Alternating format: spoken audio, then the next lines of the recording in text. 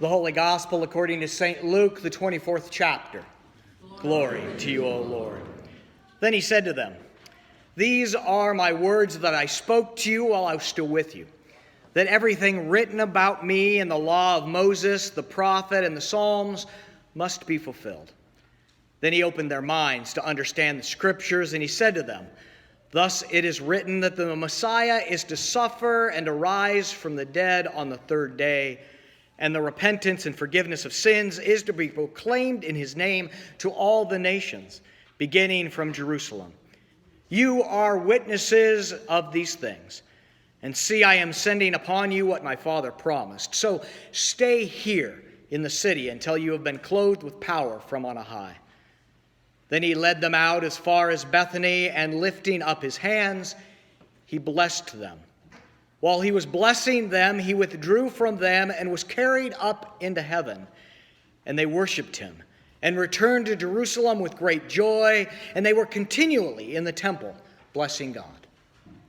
This is the gospel of the Lord. Praise to you, O Christ. Please be seated.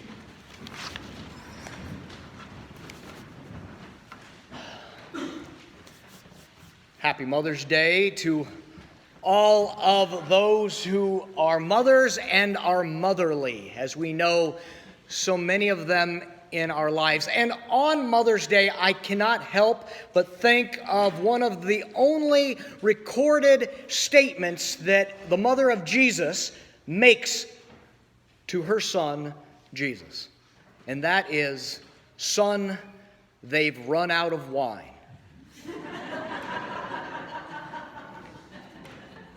It's true. Here we are. But actually, when I think about Mother's Day and I think about today, Ascension Sunday, as we celebrate Jesus amongst us and then being ascended into heaven, however that takes place, whether it be like our bulletin cover where we see the feet of Jesus or some type of holy escalator, I have no idea how that would happen, but we celebrate it today that Jesus moves from our midst, but also makes a promise to us to be present with us in a new and special way. On Mother's Day, I cannot help but think about my mom, who is now in Bozeman visiting her stepmom, my grandmother, and celebrating another mom in her life. And as I'm thinking about my mom is a fantastic mom. I mean, I have been blessed tenfold. And especially when I think about what I have put my mother through in the years, and I think my mom has to be a very special mother. I hear stories about when I was a kid or yesterday, and it makes it all seem that much more true. My mom is a fantastic mom and has worked really, really hard. And I witnessed this time and time again. I truly believe that she can love anyone because she still calls me son. Probably along with some other graphic words, but we won't go in there. Said at Bible study this morning that I believe that the reason I know my middle name is when she would say John Warren Stevens. When I was a kid, and this is one of the reasons that I think it was a stretch and a struggle for my mom, when I was a kid, holding my attention, this comes as a shock for many of you, holding my attention was a difficult task. So many times, the act of getting something ready took longer than the act itself. Whether it be if we were going to do some art, my mom would get out the art supplies, and she would get out the watercolors, and she would get out the paper, and she would set the table, and it would take a good amount of time, and in under 5 minutes, of course, I was done. Or keeping my focus, going outside. You've seen The Christmas Story, the movie where the kid is all that. That's about me. It was Southeast Idaho. I don't do cold very well, so it takes me longer to be bundled up. Send me out. 2 minutes later, I'm back in. I had a hard time focusing, which is probably why my parents were really, really surprised when they took me fishing. You know, that act that sometimes is known for being patient. And it was something that I loved. And it was something that I continue to love. But my parents talk about that when they took me fishing, I didn't realize this until just a few years later, but when they taught me how to fish and I went fishing, they never put a hook on the bottom of my line. It was just a sinker. But I would be by the lakeside, Ullery's Lake. There was lower Ullery's and upper Ullery's in Montana, and we would be there, and I would cast, and I would reel in. And I would cast, and I would reel in. And I would cast again and again and again. So it was really a miracle. But this idea of my parents giving me something to focus on, to pay attention to, this repeated action of rolling it in.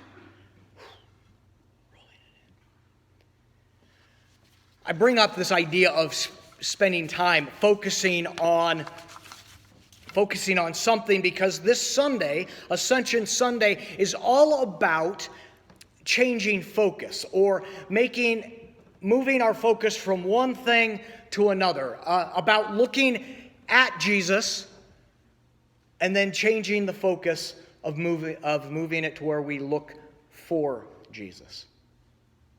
It sounds strange, but bear with me.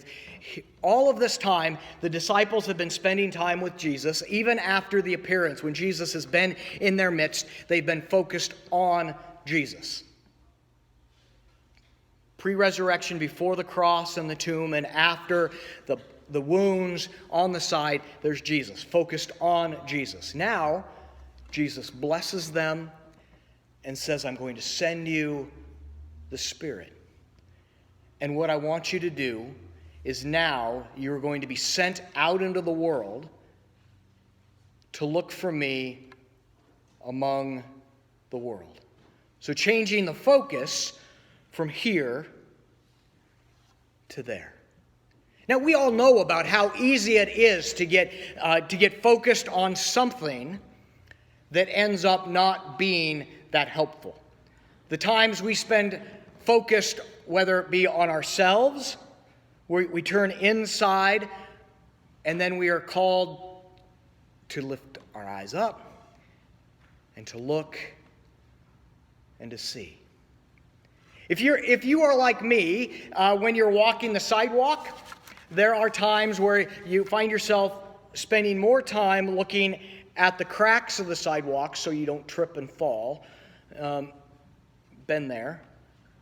So it's important. But there's times that I will forget to look around. First grade. Now, some of you, when we're sitting talking, some of you will notice that I have a scar right underneath my left eye. And it's faded over the years, but it's still there. And this scar comes from, in first grade, I am getting off the school bus. I'm on the top of the school bus. They pulled up into the grade school, and I didn't tie my shoes. And as I'm getting off of the school bus, I take a nosedive, a face dive into the concrete. And I've worn glasses since kindergarten. These, the glasses I wore before, huge glasses, made of glass, and it cuts my face. And I remember my glasses are broken. I find them. I had actually one of those bands that kept your glasses from being lost because, surprise, hard to pay attention to focus and remember things. I would lose many pairs of glasses. So I find my glasses and my face is cut. I'm bleeding. All I can think of is I'm dead meat because I have broken my glasses once again. My mom gets called to come to take me to the doctor, and I get into the Suburban. I'm in the front seat. I remember this. This was before back seat kind of thing. I'm in the front seat, first grade, and I'm buckled up, and I say to my mom, I am sorry I broke my glasses. You know what my loving mother does? She laughs. She laughs. Not at me, though I think at first I thought it was at me.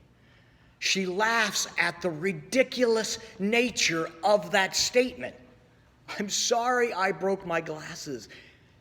I am so focused on this. Of course I'm focused. I'm first grade. My face is cut. My glasses are broke. But I'm so focused on this that it takes my mom to say, I could care less about your glasses. I am worried about you. We as a church so many times can get so internally focused, or I get focused on myself, that I forget to lift my head up and to see the Christ that is outside of our four walls. And that's what this story is all about. As Christ lifts and he blesses them, saying the Spirit will be sent, and you will then be sent out to be my people in the world. Now, there's going to be times where we stumble and we fall and we face plant into the concrete. There are going to be times that we fail. We're human. I think of my mom. My mom, who is literally one of the most loving people I know. Now, my kids throw around the word literally, just like we used to like this. Oh, this is like a plate. This is literally the longest day ever. No, it's not literally the longest day ever. But my mom is literally one of the most loving people I know. She is giving. She pours out from her soul. She has so many people that would see her and say, this is my mom. She is loving. And she tells a story when she was in Ashland at the Shakespeare Festival. And she's sitting there and she says, I remember as we're sitting there and there's a person that sits upwind from them.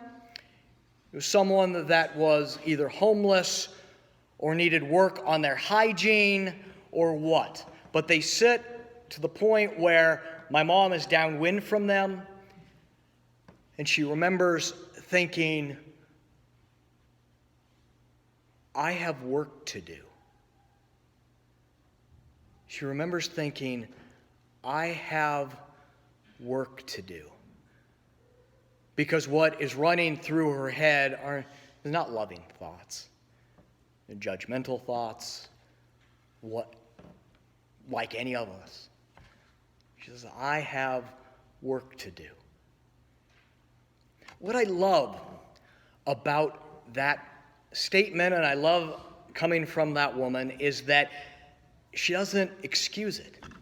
She doesn't say, oh, if only they would have sat elsewhere, if only they would have bathed, if only, these are the reasons that I came up with that. No.